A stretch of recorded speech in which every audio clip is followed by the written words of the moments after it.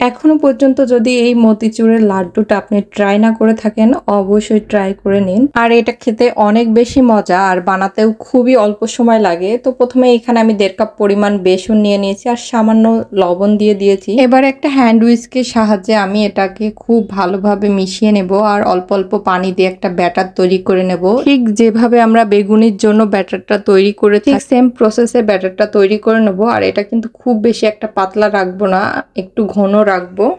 তো আমার ব্যাটারটা কিন্তু একদম রেডি। তো আশা করি এর ঘনত্বটা দেখে আপনারা বুঝতেই পারছেন কতটুকু ঘনত্ব রেখেছি আমি এটার। এবার ব্যাটারটিকে আমি গরম তেলে ভেজে নিব।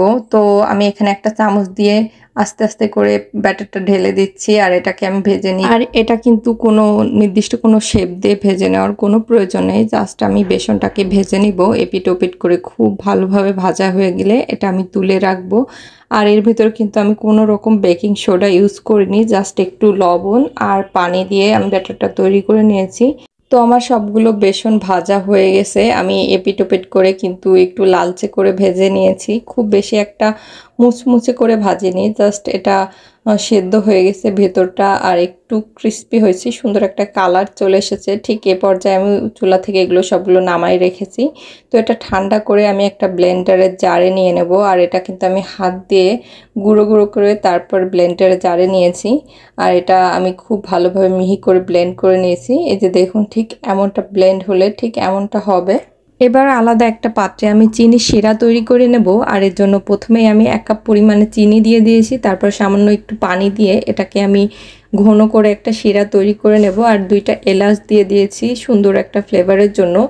এবার আস্তে আস্তে নেড়ে নিয়ে এটা যখনই একটু আঠালো টাইপের হয়ে যাবে, এ পর্যায়ে সামান্য এখানে আমি ফুড কালার অ্যাড করব।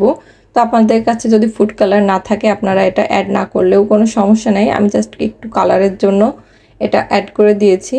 এবার ব্লেন্ড করে রাখা বেসনটা আমি চিনি শিরার ভিতরে ঢেলে দিলাম আর খুব ভালোভাবে পর্যায়ে নেড়ে নিতে হবে।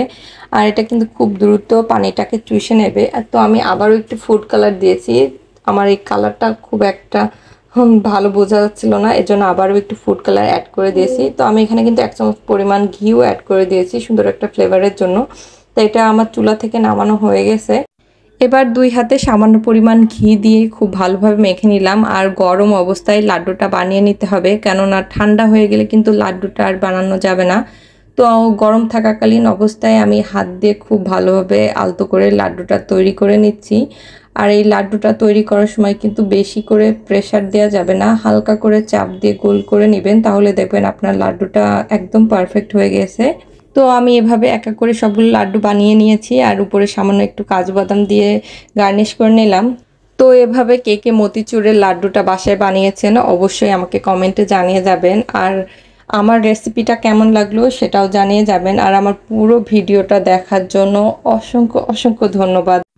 তো আজকে এই পর্যন্তই, দেখা হবে নতুন আরও একটা রেসিপিতে। আসসালামু আলাইকুম।